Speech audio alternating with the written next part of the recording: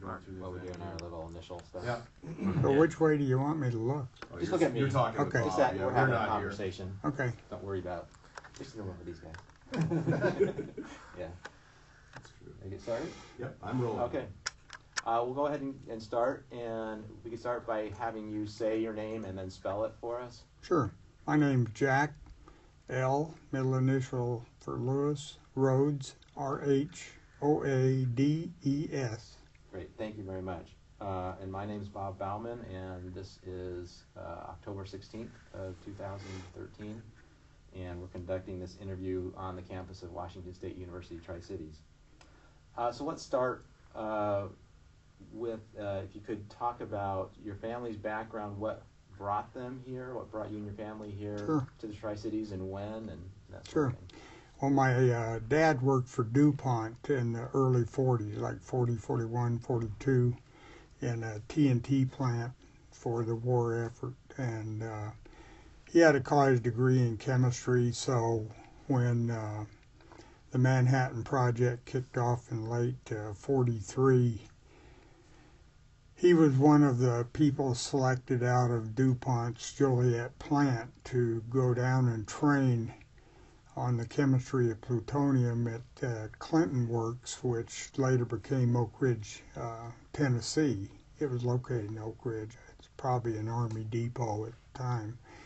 And when he was transferred to the Clinton Works, why, you know, my mom and my younger sister and I would have been about 4 then, went back to the ranch in Colorado and lived with her parents until my father got, you know, transferred up here to Hanford in like April of 44. And we finally got a house, or were online to get a house, you know, by August 44. And so, you know, I can remember, I mean, I was a young kid, but this was pretty traumatic, all the excitement of the war effort.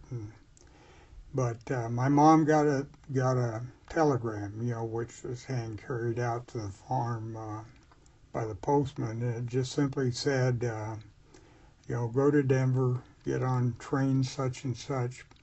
There'll be a one-way ticket for you waiting.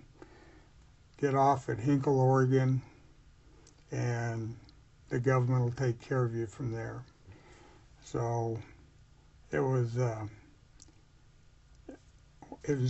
amazing, because I mean the train had some servicemen on it, but the preponderance of people on this train were women, just like my mother, headed to Hanford with 2 or 3 screaming kids. I mean, it was everybody, you know, was trying to carry a couple of suitcases, trying to carry a kid or drag a kid.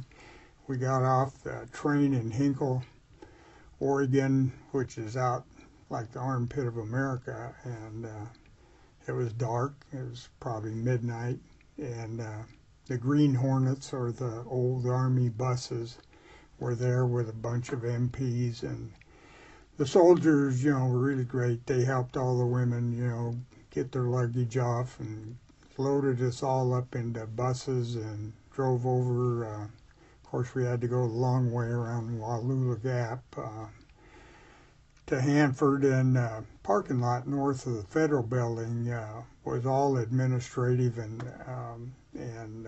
dormitories. So my dad had actually been in a dormitory there with a roommate, you know, for 6 months.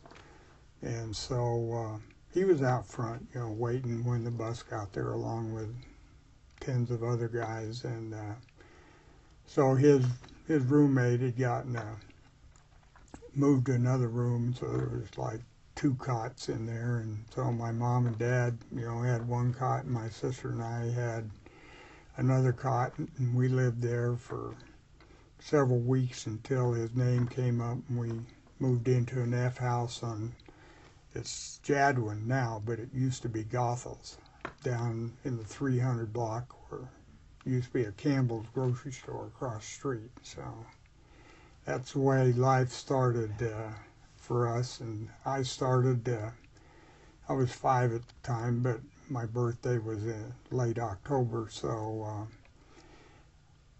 I started the first grade in Lewis and Clark, which was one of the first schools that, was occupied by students because they were still building the houses toward the north. I think maybe Marcus Whitman was in place, and later on, Jefferson was built.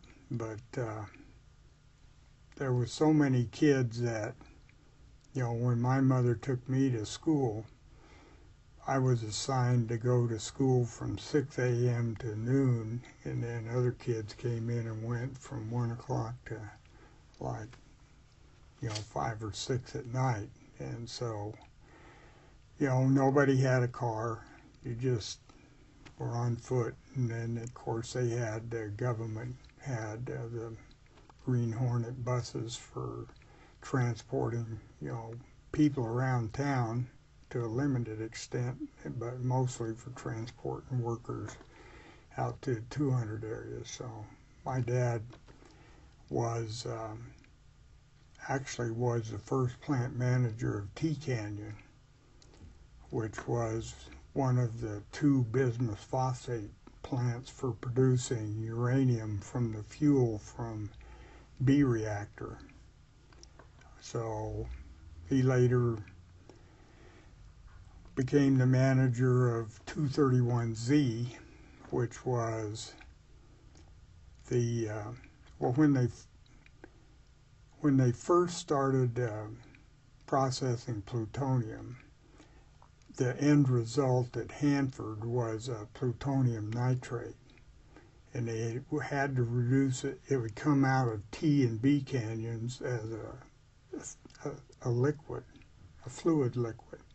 And so 231Z then condensed it down to like a green jello, and that's what they flew to Los Alamos, and then Los Alamos actually converted the green jello to the metal, which went into the first Trinity explosion. And even though there's everybody knows about Nagasaki, because of the plutonium there was actually a 3rd pit that was available, and after Nagasaki, or after Hiroshima, Tibbets flew back to the United States to get the 3rd pit in case it was needed, but fortunately the Japanese surrendered.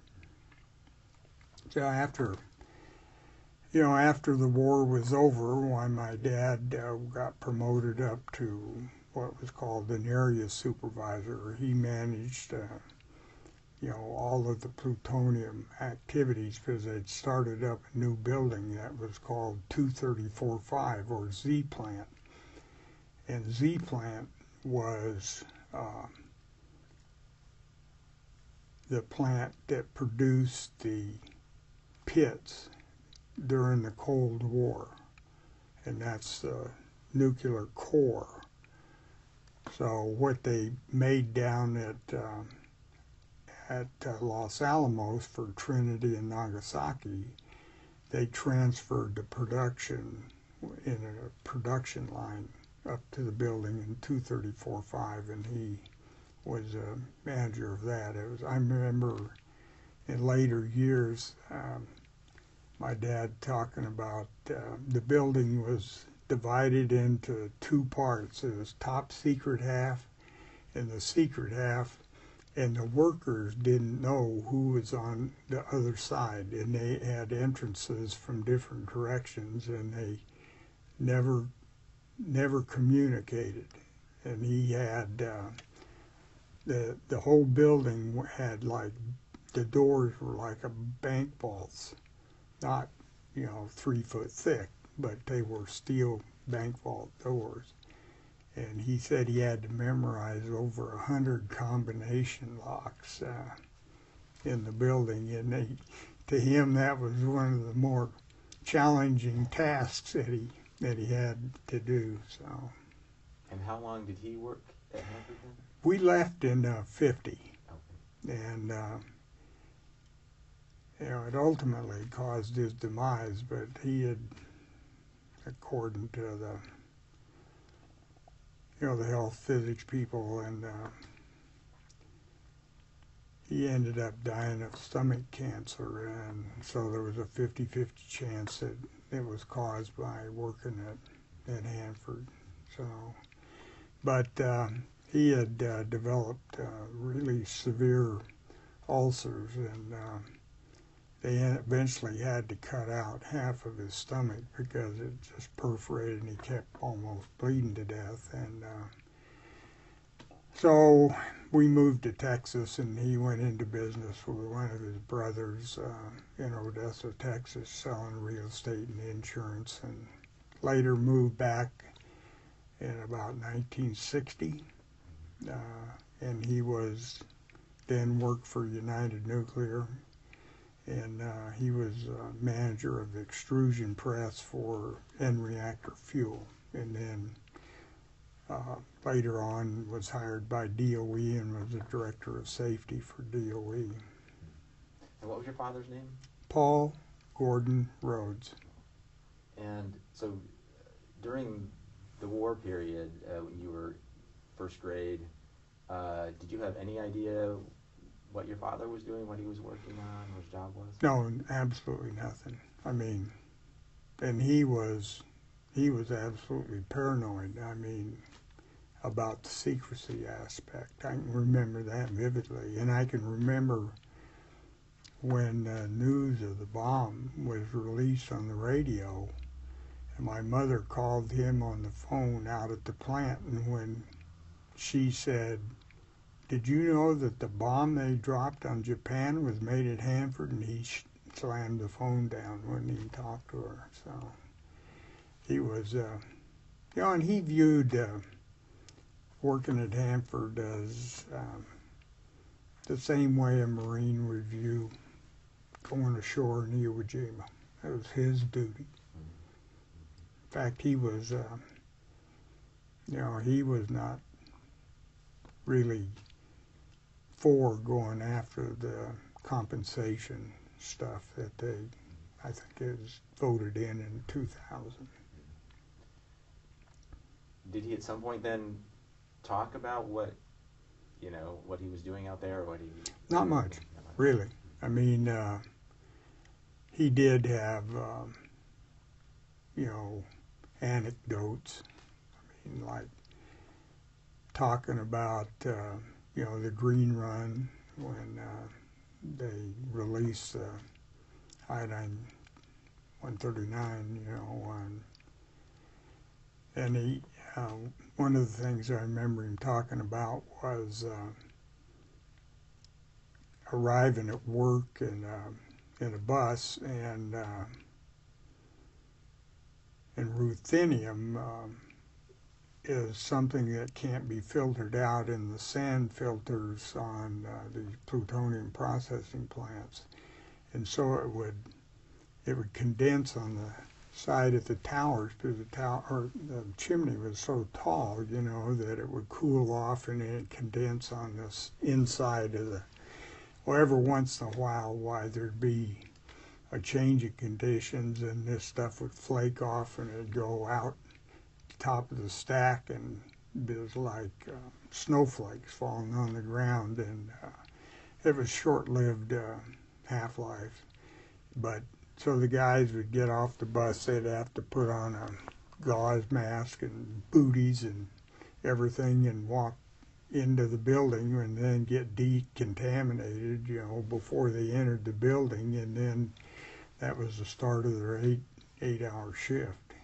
But there was no question that, production was paramount, and there's no question in my mind that, what DuPont did with the knowledge that was available in those days for designing the canyons and the reactors was nothing short of brilliant. And even though people are upset with the environmental contamination, because I mean, we basically have got, you know, 5 square miles, or 5 by 5, 25 square miles that's contaminated from the soil to the groundwater out there in the 200 areas. But yeah, I mean, compared to what they did in Russia, which was dump it straight into a lake that fed out into the under the Arctic Circle, you know, DuPont took advantage of and was far-sighted beyond belief in my estimation, my professional estimation. I just marvel at how DuPont did on designing the reactor and designing the canyons and having them work safely. Did you said your father didn't really talk about it a whole lot, his work. Did he ever express any concerns about safety at all? Or was he... Never. No, in fact, DuPont, as you know, as I grew up, and then as I worked later, and they were down at Savannah River, and when I was working at Hanford, DuPont probably had the highest reputation for safety of any large organization in the nuclear industry. I mean, at Savannah River, if a guy climbed up a ladder and did something stupid and fell off and broke his arm at home, you know, and he came to work and they found out that he had been unsafe at home, you know, then he had time off. I mean, he was punished for what he did on a weekend because he was not thoughtful in his safety process. But DuPont, I held them in extremely high regard and high reputation. You know, and they were, when you think about it, they did this for $1, you know. They definitely were part of the war effort that sacrificed for the good of America. They weren't in it to make money or anything like that. They just were doing what they were paid to do, and they got out as soon as they could. And then they came back and did a second stint when they, you know, were asked. They were the only company that the government trusted, so they built Savannah River. I wanted to go back to talking about when you first arrived, Mm-hmm. and you were 5 years old. Do you remember any sort of first impressions that you had, or early memories of first arriving in Richland? Oh, you know, it was, of course, for a kid, you know, in the first grade it was exciting because, I mean, everybody was everybody was the same. I mean, they were all on foot, and they were all new. In fact, kind of a curiosity anecdote was on the first day as I was walking to school, you know, with my mother, and we got about halfway to the school, and another woman was coming in on a side street, and she had a little boy. And my mother just about passed out. It turned out it was her college roommate, and who they hadn't seen since she, you know, graduated from college, and they both had gone their separate ways, and they ended up that they are actually living in the house behind us. And they renewed their friendship from college, and it went on till they both passed away. Wow. Yeah. And you mentioned that first grade you started at 6 a.m. to, you know, there's so many children. That was the way they could right, serve all the Right. needs of all the families and children. How long did that last? Did that last through first grade? Or Well, it lasted, yeah, it probably did last the first year. But by the time, you know, the year had gone by, and as the year progressed, they were building hutments out alongside the school. So, I mean, basically, the first grade was about the only time I went to school inside of a building. And maybe the sixth grade up in Jefferson, I went inside a building, but the rest of the time I was always in a hutment. You know, I mean, there were just more kids than there was space, and so But yeah, it was a, you know, it was, I mean, it was sparse. I mean, you didn't have a car. I mean, the only entertainment was playing bridge and softball. They had a very organized adult softball league, and so that was the entertainment. There, you know, there was no stores to buy Christmas gifts or anything. You ordered whatever you wanted out of Sears and Roebuck in July, and it got back ordered, and you got it in the following July, you know. But when Griggs opened over in Pasco, that was a big thing, because when, you know, I wanted a bike, and so when my dad bought me a bike, basically he had to borrow somebody's car, and we drove up to Yakima, and, you know, and then he came home and assembled it and turned us loose. And we, you know, for kids, the basic entertainment was skating, and they had concrete tennis courts up by Lewis and Clark, on the south end of Lewis and Clark, and so that was the only surface that you could roller skate on, because you had those old clamp-on roller skates that you tightened with a key that just hooked onto your heel and the sole of your shoe, you know. And so, you know, we were just constantly roller skating. I mean, there wasn't other entertainment. It was just recess at school, you know. Or Was there any movie theaters or anything like that? yeah, there were two movie theaters, and every weekend, you know, your dad gave you a dime, and you could get in for a nickel, I think, and get popcorn for a nickel or something like that. And probably everything you stood in line for. I mean, everything. There was just a line beyond human belief. So, like when it was haircut time, the only barbers in town at that time were down at the Allied Arts, you know, down below Jackson's Bar. And so I don't know, they had 2 or 3 barbers in there, but so Saturday morning, you know, the boys and their fathers would show up to get their haircuts. And so there'd be a line of, 100 kids. There wouldn't be no adults. They were all up at the bar, you know, playing pool and having a beer while the kids stood in line, you know, waiting to get a haircut. But it didn't. When Genzel's came in, it was like night and day. I mean, even shopping at the grocery store, I mean, you had to become friends with the butcher. I mean, if there were marshmallows, if you didn't know somebody in the grocery store and they befriended you and gave you a heads up that, hey, there's some marshmallows, you know, coming into town, why, you just did without. I mean, you ate a lot of canned and fruit and vegetables and stuff like that, and people always were, you know,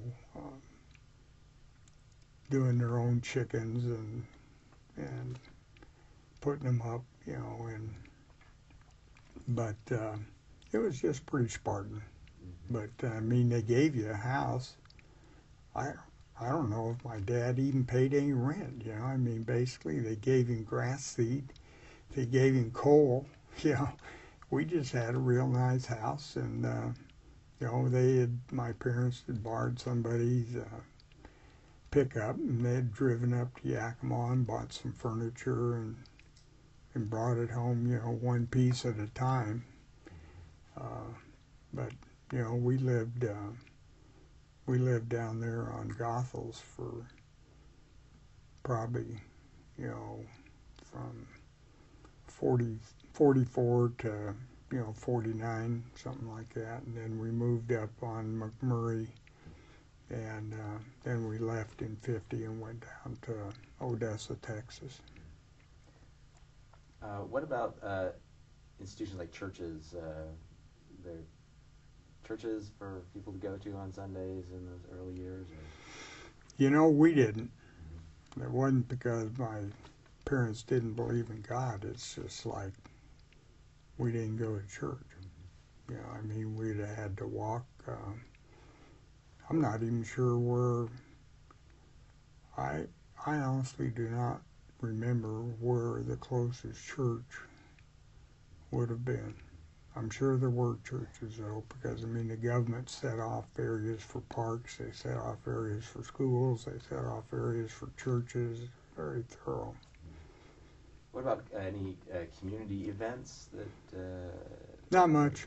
I mean, they had Richland Days, and you know, they had like the polio March of Dimes drives.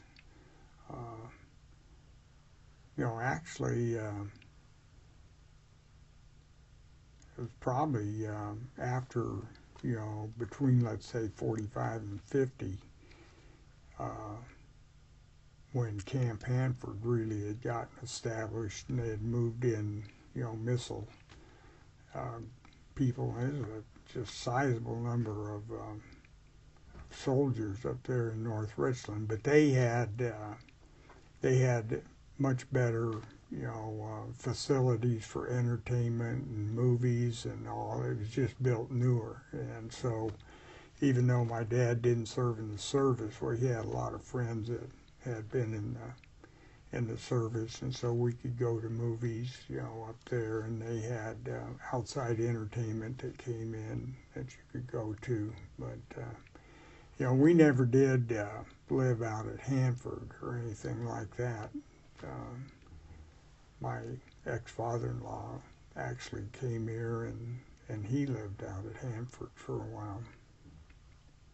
So you said your family then moved away in 1950, and then came back in 1960. Your father came back. Yeah, about 10 years later, he came back. Did you come back at that point also, or did? Well, I was in college, so I came back.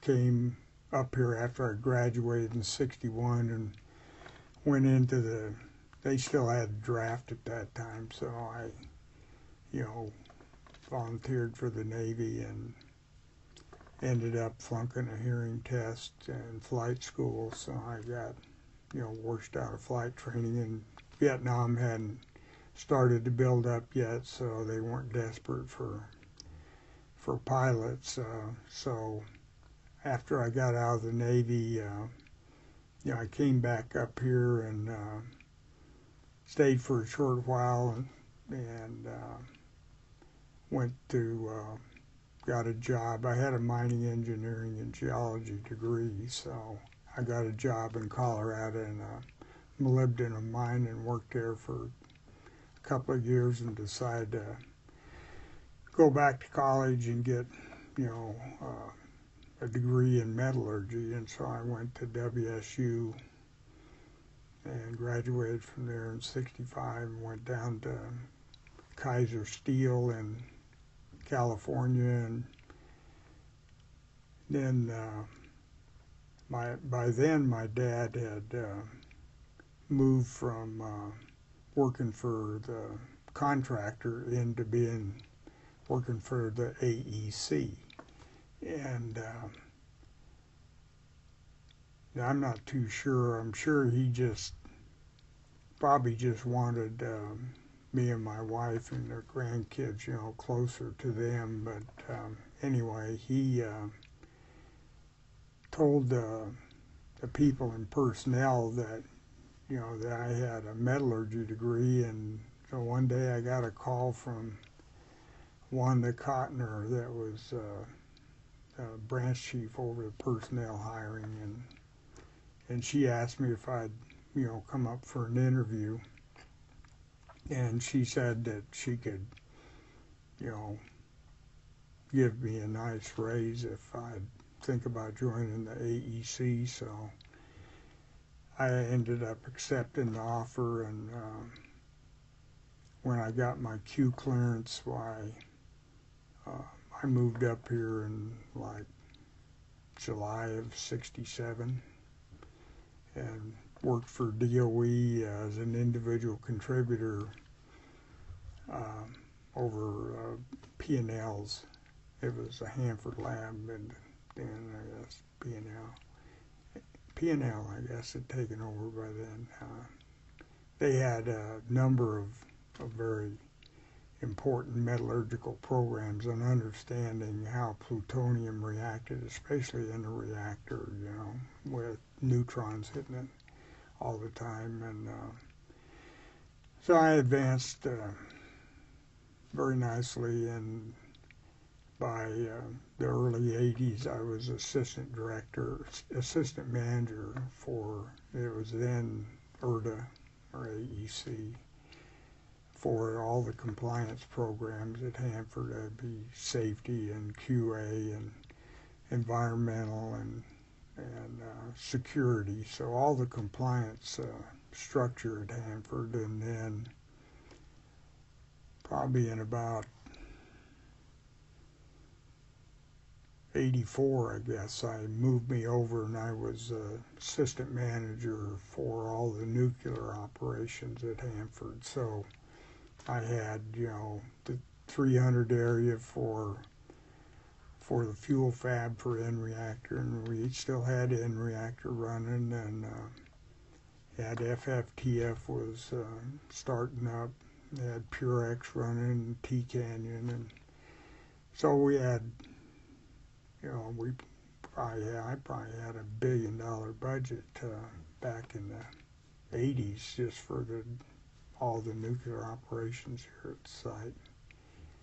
So we did, the first comprehensive EIS that was ever done in the Department of Energy for the tank farms, and built the last double-shelled tanks that were ever, built. And how long did you work? I worked for about 20 years for DOE and the AEC, and then I took an early retirement in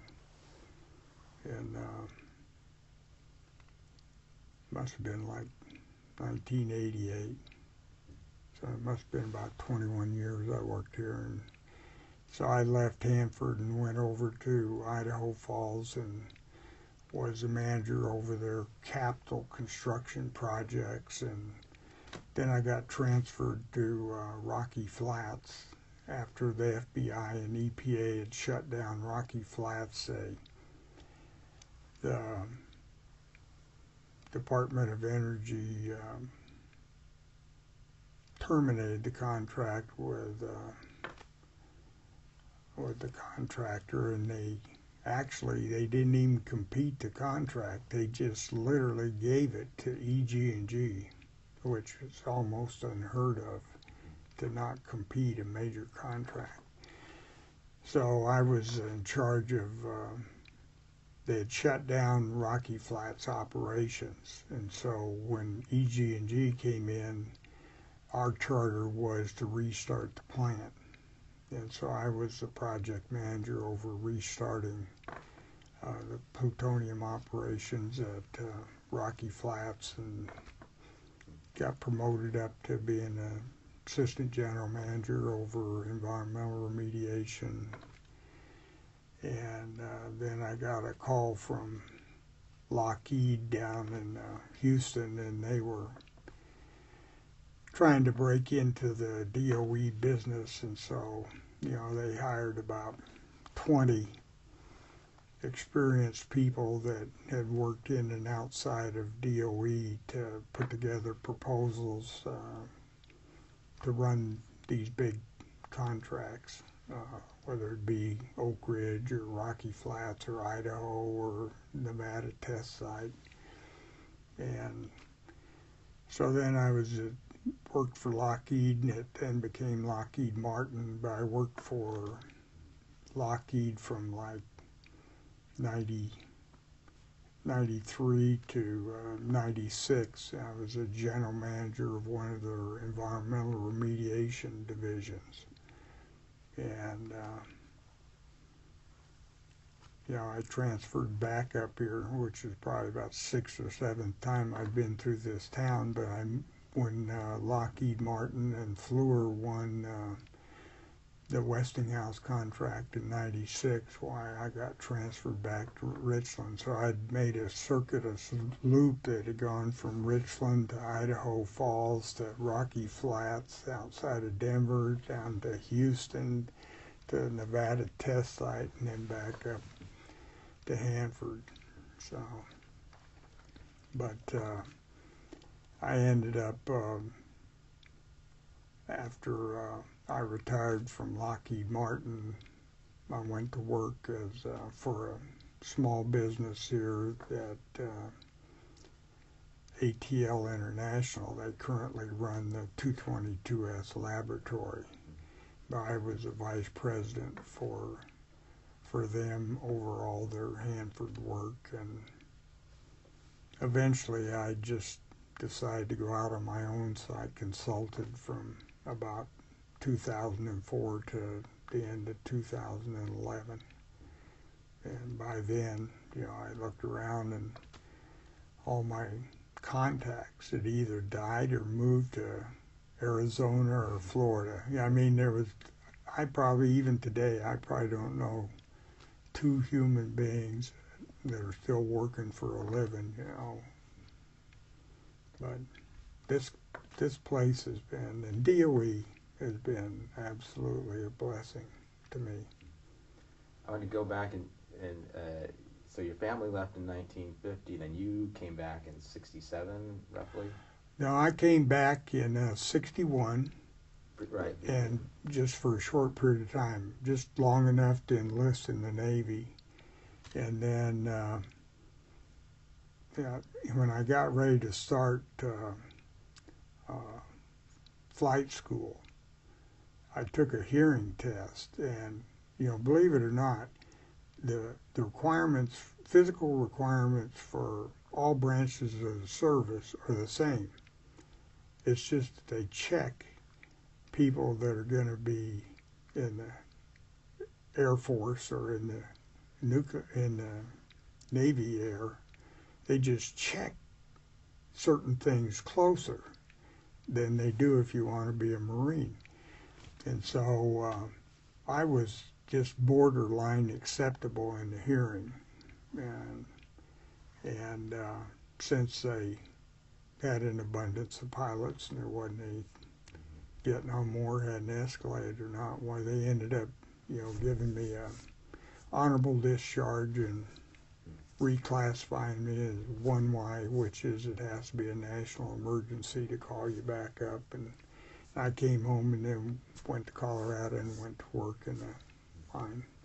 When you came back here for the job working at Hanford, I was wondering, what ways had the community changed since you were here as a child going to school? You know what?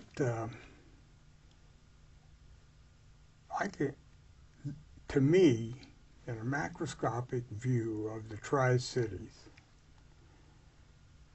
the biggest thing that's changed is the number of people. I mean, Richland is still uptown and downtown.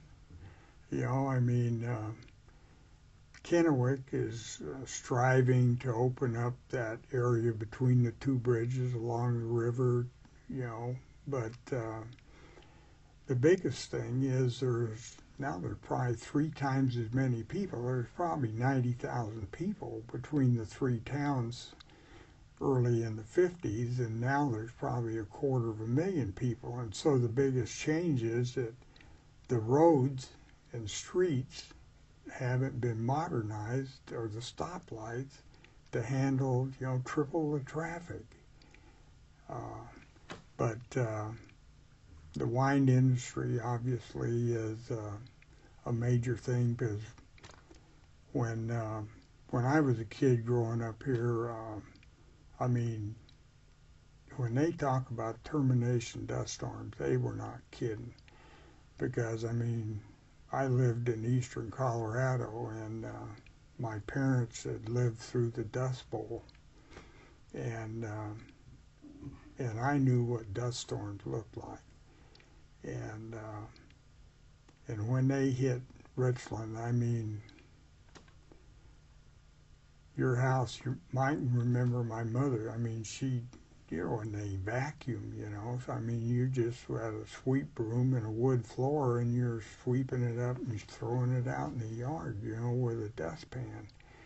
But the irrigation changed all that. There's just so much more moisture going up in the air that the dust storms are few and far between, and the humidity has gone from like 10 or 15% probably to 35%. And the summers have gotten less extreme. When I was a kid, it was not unusual at all for July, from the 1st of July to the end of July, to be 110 to 115 degrees. I've seen it 117 degrees here. And now, I mean, just look at this last summer. I mean, we had a few days of 101 or 103, but the climate has mellowed out with the extremes. Like in 48, the Columbia River froze clear across from side to side. You could drive a truck across it the same year as the big flood. But so the extremes have gone away, and instead of the real dips and curves with a sinusoidal curve, it's a more shallow, extreme. So, but the fact that they now have Meadow Springs and they have Clipper Ridge, and West Richland, of course, is expanded from a nothing. When I was a kid, there was just basically a few people that liked to have farmland lived out there. There was probably as many people living in Yakima as there was in Richland, because they couldn't build houses fast enough, and those that worked in the 100 areas or 200 areas, it was just as close to come in from Yakima as it was to drive from Richland. Are there any other, you talked about a number of memories from your childhood, any other things, events, or particular memories that really stand out from those sort of early years in Richland? I mean, you had to make your entertainment, and you had to wait in line for everything, including getting a car. I mean, it must have been 48 before we got a car, and in the Sunday paper there was an ad that said, call a number in Seattle and get on a list for a Buick, And so my mother did that, and about 6 months later, we got a call and said, come pick up your car. And we got on a train over in Pasco that just had wood benches in it, and we went over the Snoqualmie to Seattle and got this new 48 Buick and drove it home over Snoqualmie Pass. I mean, people from all over the neighborhood, were kind of oogling this car, because, I mean, anybody else that had a car basically was driving some pre-1940 model, because during the 40s they didn't make cars. But that was a vast improvement for us to have our own wheels. But self-made entertainment, I mean, when we lived up on Murray, of course, all these guys that came here from the 30s and 40s, all the entertainment they had as they grew up as kids was self-made also, and so playing pool was a big activity. And so my dad bought a pool table over in Pasco, and we had it in the basement, and on the weekends, why, he and all of his buddies, iced down beer and played Kelly pool all afternoon, and that was entertainment. And probably that night, the same guys with their wives had a little potluck at somebody's house and played bridge. I mean, my parents played bridge all the time. I wanted to ask you then also about your work at Hanford. Hanford, for so long focused on production. You mentioned that you had production. At some point, of course, it shifted to cleanup. I wondered if that shift impacted your work at all, or. Well, by the time I left Hanford, it was still in a reduced production mode. It was obvious. I mean, the writing was on the wall that environmental restoration was the future of Hanford, not production. I mean, we fought to keep N reactor going because it was dual purpose, but once especially when they passed the RCRA, Resource Conservation Recovery Act, that was the first major commitment by the U.S. government for environmental cleanup. And they sent that law bill out to all the field offices and asked for the field offices to comment on what effect it would have on their operations. And Dixie Lee Ray was commissioner at the time. And I was, I think I must have been a director of safety at the time. So we got together with the contractors and we labored over this. And, fortunately, I have a knack of being able to synthesize complicated things into a very concise statement. And when we got through reviewing this, I wrote a letter for the manager of the field office, and it was about this long, and it simply said, "This will shut down nuclear pit production for the United States of America." And from that point on, it was one lawsuit after another as Congress tried to,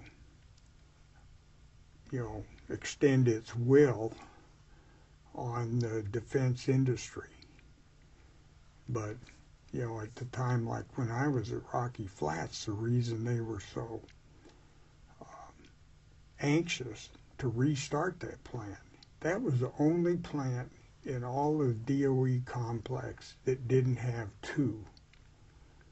Like there was Hanford and Savannah River, there was Los Alamos and Livermore design labs. So there was a duality in everything, but when they removed the pit production from Hanford, instead of having pit production at Savannah River and Hanford both, they built a new plant at Rocky Flats, and it was the only plant that made pits.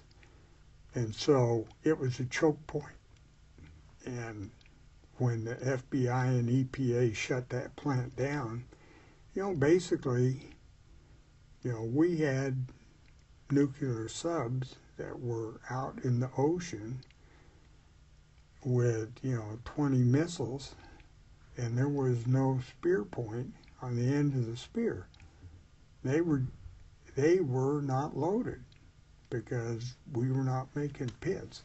So that was why the defense industry was fighting with Congress on the environmental cleanup, was because we were not in a good defensible position nuclear-wise during that Cold War years. If we had these boomers out in the ocean that didn't have a number of warheads on top of them. So, but eventually, and that's why why EG&G got the contract, because DOE believed that they could restart the plant and start making these pits. So even though you even though the environmental law was saying you should be shifting quickly to environmental restoration at Rocky Flats, the headquarters people over defense programs were telling you under the table, get this plant running. You know, we need these pits for the defense of America. So it was a real catch-22 for the management of the Rocky Flats plant. But, you know, eventually it became obvious that they were never going to restart the plant. And so everybody shifted into a full environmental restoration mode. I wonder if you could, during your years working here at Hanford, what would you consider some of the more challenging aspects of your job, of work you were doing here, and maybe some most rewarding aspects of your work? Well, you know,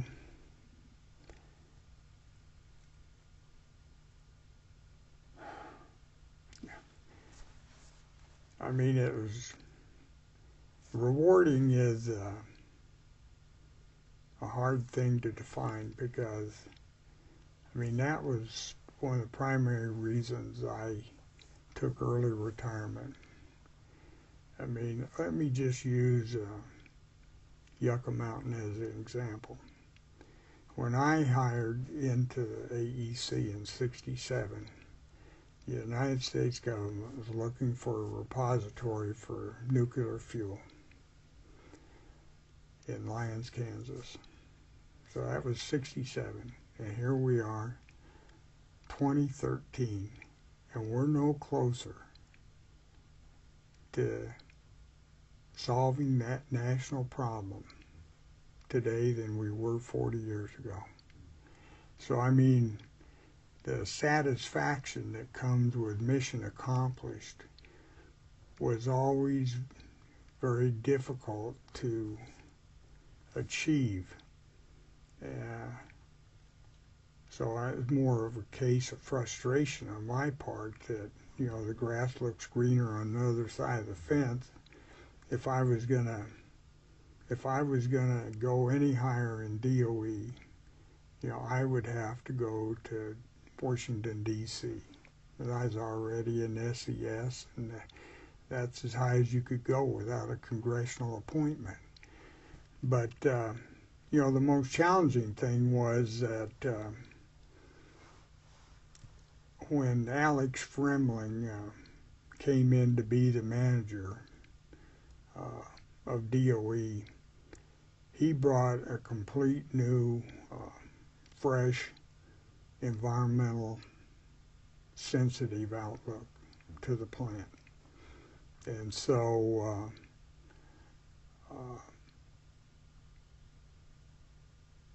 you know, trying to deal with the public interface over leaking tanks.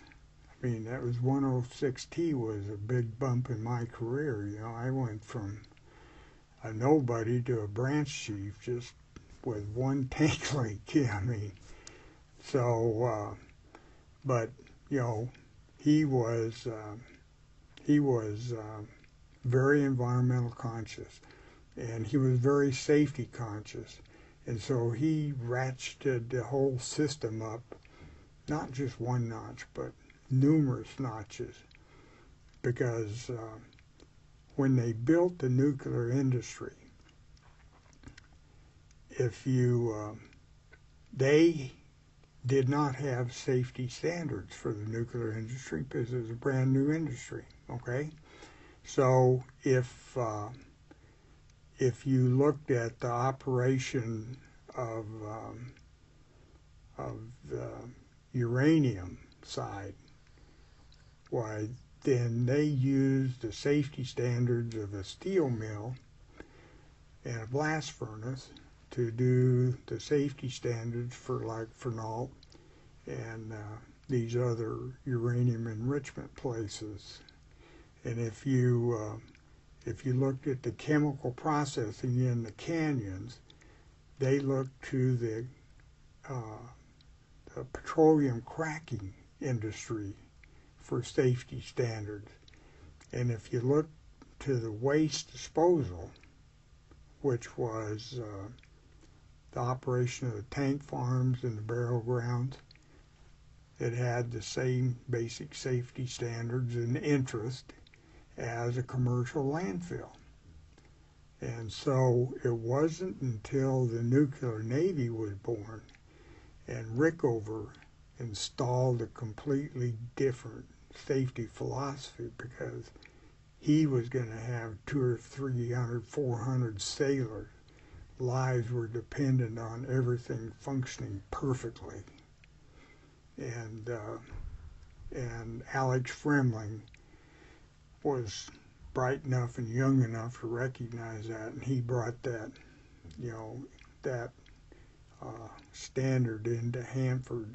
And so there was just a real crash program on upgrading the operational procedures for tank farms and other waste disposals. Their skin contaminations were accepted as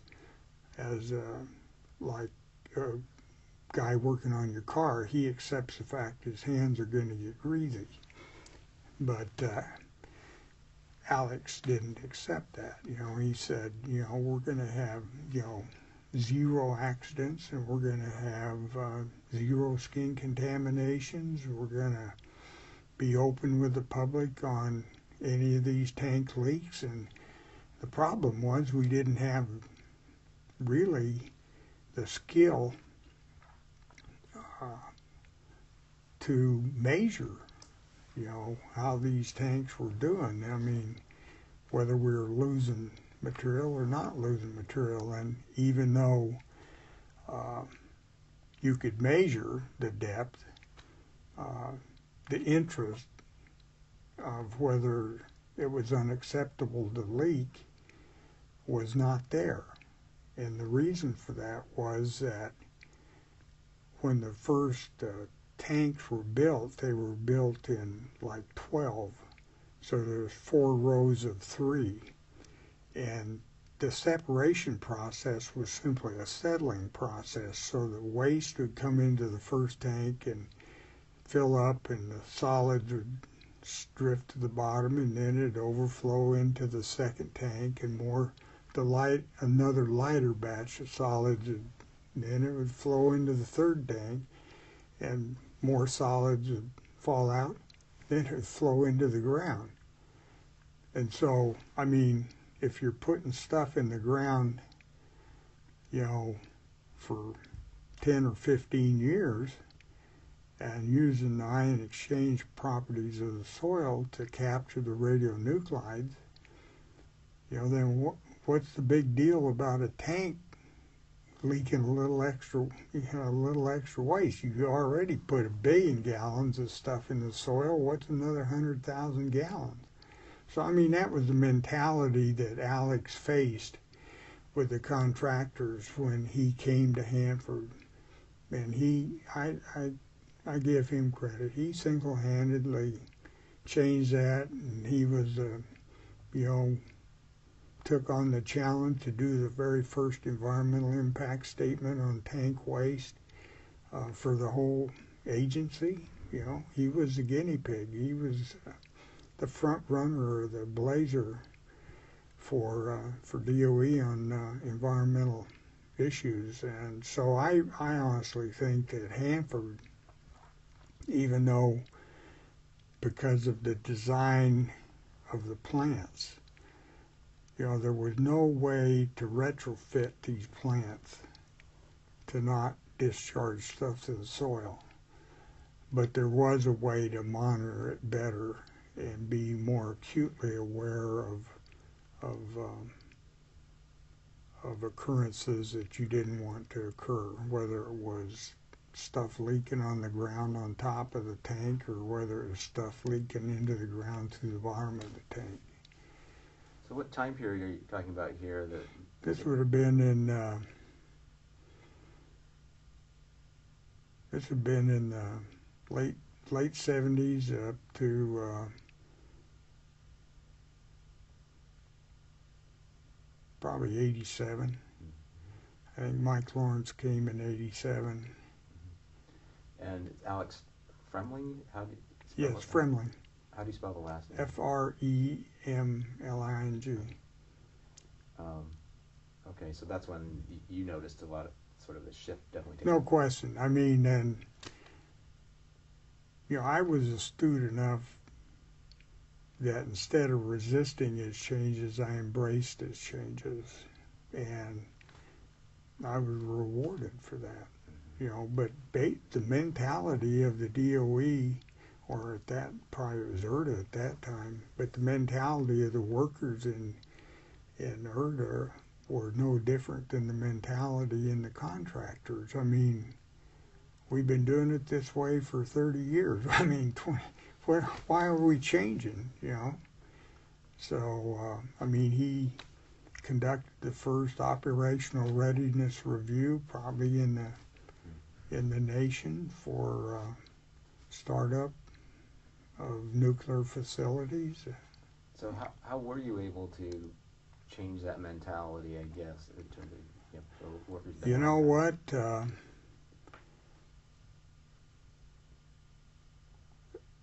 I'd say probably through the award fee process, is through the money. I mean, when I first got here, contractors had contracts, but there was never any real evaluation of whether they deserved their fee or didn't deserve their fee. So once we instituted an award fee process in which we itemized the areas for improvement and then quantified, A, B, C, or D, or F, you could then, quantify if they had a $10 million fee that's up for grabs for this quarter or this 6-month period, why you could quantify, how well they did to meet those goals. So it was very intense, and it was a steep learning curve, but it produced results. And we changed contractors too. Right. So this was when you would have been sort of in charge of compliance programs? First, yeah.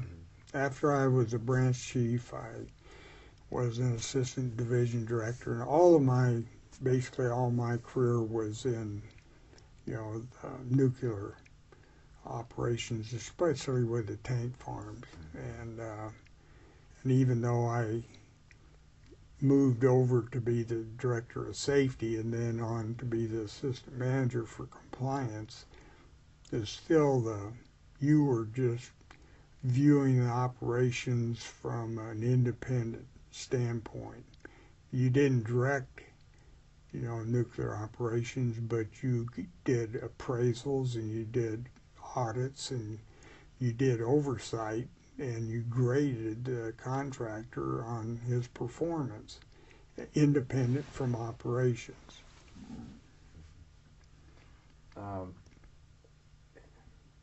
Was it during your time there that, I mean, at some point, of course, there were a lot of questions raised about the tanks and, in terms of the public, right, questions about tanks leaking and that sort of thing. Did you have to deal with any of that sort of thing? Or? Listen, if I wasn't making presentations to the public or defending our actions to the public, I was doing so in front of Congress there was a constant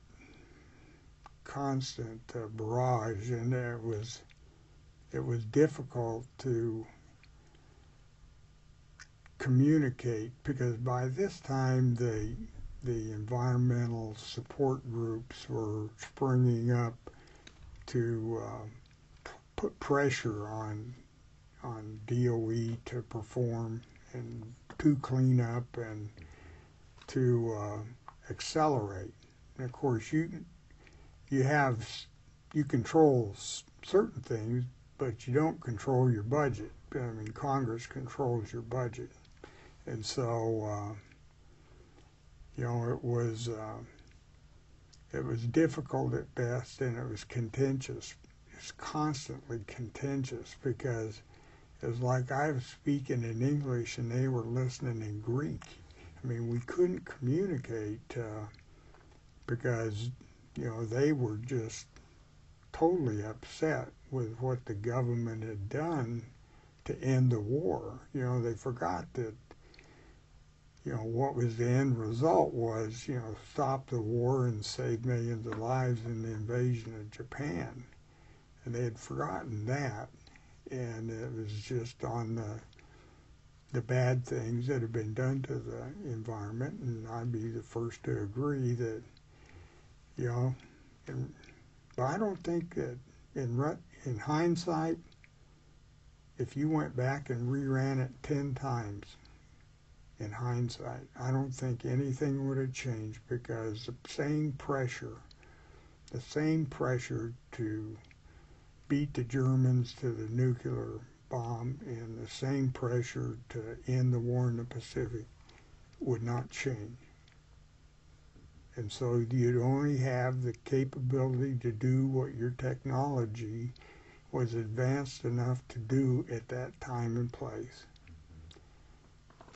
So I wonder if there's anything that you haven't talked about or I haven't asked you about yet, either in terms of your years, you know, growing up here as a young child, or your father's work, or your work in Hanford that you'd like to talk about, or think would be important to talk about. You know, I would just simply say that, you know, I think that the people and the contractors in the government as well as contractors have always given 100% to do the right thing.